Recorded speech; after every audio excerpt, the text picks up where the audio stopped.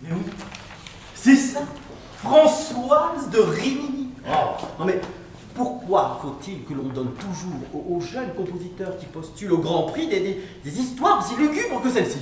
Oh, c'est du tradition. Imagine qu'au cours des années que l'on passe en classe de composition, l'on s'entraîne très rarement sur des poèmes plus riants que celui-ci. Tout de même. L'académisme ne mange pas à la même table que le vaudeville. Enfin, non, mais là, cette histoire-là, enfin, cette femme qui tombe amoureuse du frère de son mari, non mais c'est tout à fait immoral. Parlons! Je suis ton esclave, chante-t-elle, et avec quelle passion!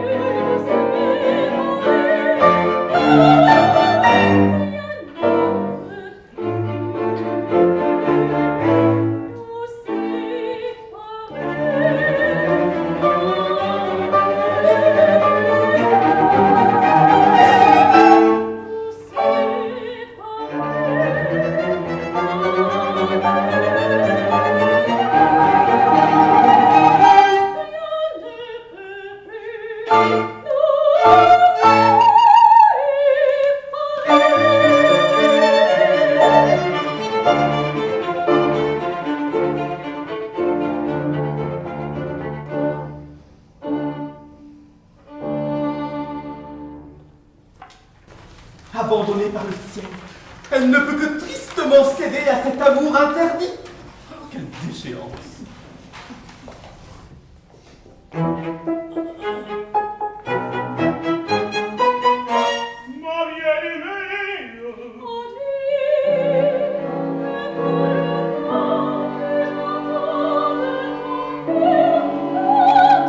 Sur ma peau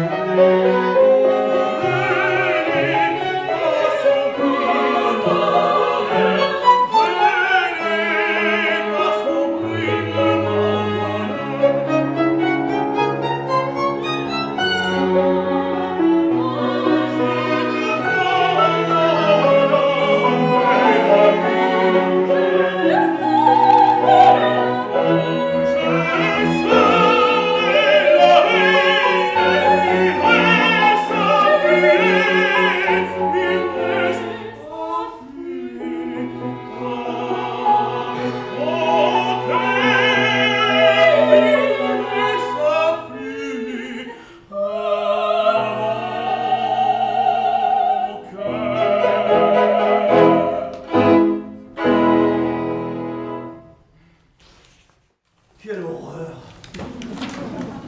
Non mais je ne veux pas dire que ta musique est horrible, hein, loin de moi de penser cette idée. Au contraire, je l'avoue, je suis même admiratif. Ouais. C'est même admiratif. Oui. Tu n'as pas eu besoin d'en passer par là. Que veux-tu dire? Tu m'as très bien compris. Ah, je vois que tu insinues que pour moi, ça a été tellement facile de me glisser dans les pantoufles de mon père que je n'ai pas eu à me frotter à la concurrence comme toi tu as dû le faire, ou si bien le faire, devrais-je dire. Je n'ai jamais songé à t'en tenir rigueur. Chacun doit trouver sa place. Et il existe diverses façons d'y parvenir. Et divers chemins. Oui, et toi tu avais des ambitions bien supérieures. Avais-je le choix? Aurais-je eu la moindre chance de me faire une place ici, dans mon pays, sachant que la tienne était déjà acquise? Que serait-il resté pour moi, moi, le fils du maître d'école? Je n'aurais pu que le chanter, ce pays, ce que d'ailleurs j'ai fait. Mais, tu l'admettras, cela ne nourrit pas son homme.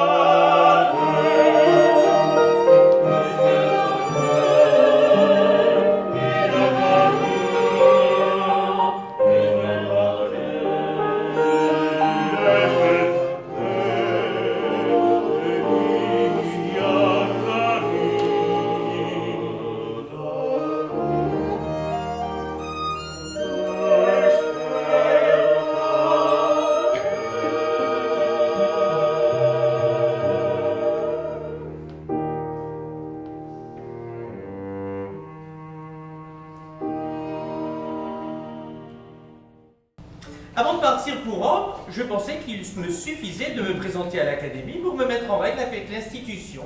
Et que ensuite, je pourrais à ma guise aller, venir entre Paris et Rome et ainsi conserver mon poste de violoniste à la Société des conservatoires. Mais, arrivé à l'institution, j'ai rapidement noté que le règlement ne m'y autorisait pas. J'ai sciemment ignoré la loi et repris ma route en sens inverse. À Paris, un courrier de Hébert, le directeur de l'Institut, me menaçait d'exclusion si je ne revenais pas sur le champ. J'ai donc décidé de conserver l'initiative de mon destin et j'ai démissionné. Bon, voilà ce qu'ils appellent une forte tête. Oui, mais jeunesse ne rime pas si bien que cela avec sagesse. Bah, j'ai fait un heureux, puisque l'année suivante, ce sont 2 musiciens qui ont profité à la fois du voyage et de la pension. Et tu as retrouvé ton violon.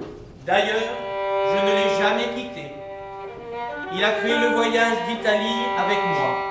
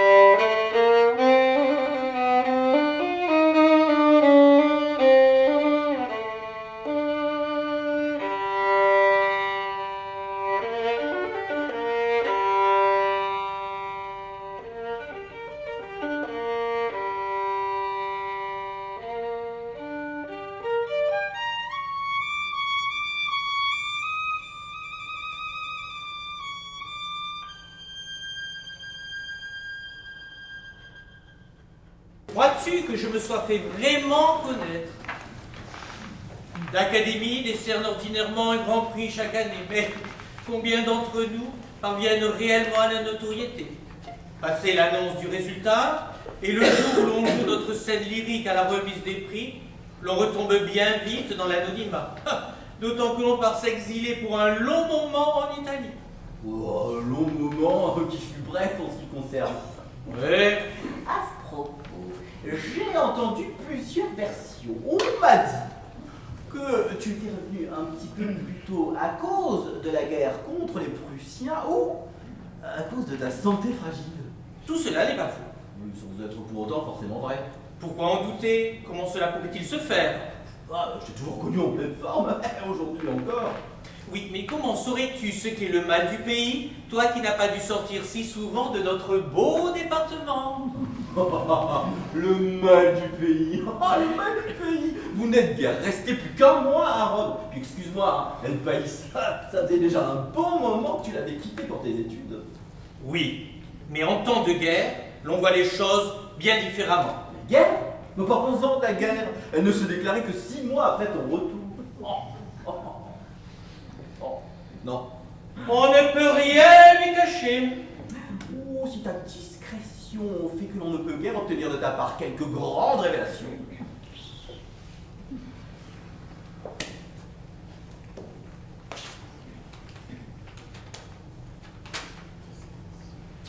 Ne le dis pas à ton ami, le doux nom de ta bien-aimée.